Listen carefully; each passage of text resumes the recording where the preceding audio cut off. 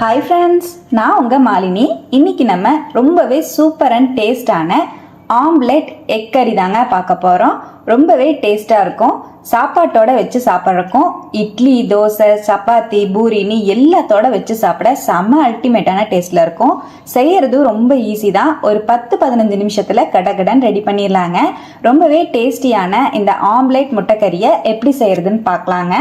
First mixie ஜாரில் 3 தக்காளி பழத்தை கட் பண்ணிட்டு சேர்த்துக்கலாம். நான் மீடியம் சைஸ்ல இருக்கிற தக்காளி பழம் ஆட் பண்ணியிருக்கேன். இதோடவே 5-6 முந்திரி பருப்பு சேர்த்துக்கலாம்.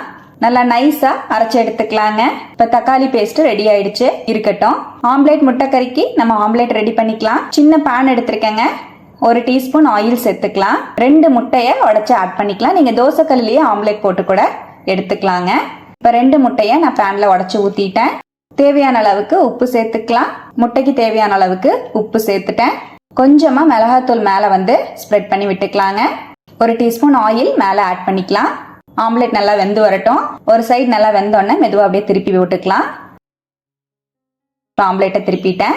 2 சைடும் நல்லா வெந்துருச்சு, வெளியே எடுத்துடலாம். அவ்வளவுதான், நம்மளோட ஆம்லெட் ரெடி ஆயிடுச்சு. இதே போலவே இன்னொரு ஆம்லெட்டையும் ரெடி பண்ணி எடுத்துக்கலாங்க.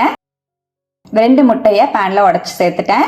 நல்லா இந்த மாதிரி பேன் ஃபுல்லா இருக்கிற மாதிரி முட்டையை நல்லா ஸ்ப்ரெட் பண்ணி விட்டுட்டு தேவையான அளவுக்கு உப்பு சேர்த்துக்கலாம்.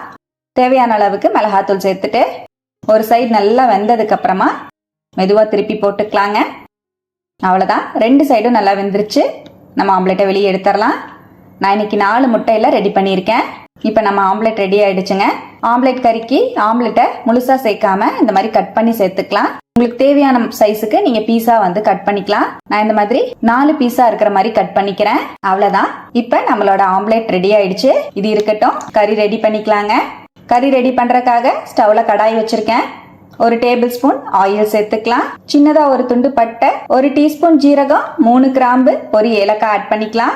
ஸ்பைசஸ் நல்லா பொரிஞ்ச உடனே 1/2 டேபிள் ஸ்பூன் இஞ்சி பூண்டு பேஸ்ட் சேர்த்துக்கலாங்க. நல்லா மிக்ஸ் பண்ணி விட்டுக்கலாம். இஞ்சி பூண்டோட பச்சை வாசம் போற மாதிரி நல்லா கலந்துட்டு இதோடவே 2 பெரிய வெங்காயத்தை சன்னமா நறுக்கிட்டு சேர்த்துக்கலாம். நல்லா வதக்கி விட்டுக்கலாம். நீங்க வெங்காயத்தை அரைச்சு கூட ஆட் பண்ணிக்கலாம். வெங்காயத்தை சேர்த்து நல்லா டிரான்ஸ்பரண்ட் ஆகுற மாதிரி வதக்கி விட்டுக்கலாங்க. இப்ப பாருங்க, வெங்காயம் நல்லா வதங்கிடுச்சு. இதோடவே 1 டேபிள் ஸ்பூன் கொத்தமல்லி தூள் சேர்த்துக்கலாம். 1/2 டீஸ்பூன் தனி மிளகாய் தூள் சேர்த்துக்கலாம். உங்க காரத்துக்கு தகுந்த மாதிரி நீங்க மிளகாய் தூள் ஆட் பண்ணிக்கோங்க. 1 டீஸ்பூன் ஜீரகத்தூள் சேர்த்துக்கலாம். 1/2 டீஸ்பூன் மஞ்சள் தூள் சேர்த்துக்கலாம். நல்லா மிக்ஸ் பண்ணி விட்டுக்கலாங்க. பொடி சேர்த்து மீடியம் ஃப்ளேம்லயே ஒரு 2 செகண்ட் கலந்து விடுங்க. இப்ப நல்லா ஃபுல்லா கலந்துட்டேன். இதோடவே நம்ம அரைச்சு வச்சிருக்கிற தக்காளி பேஸ்ட் சேர்த்துக்கலாம்.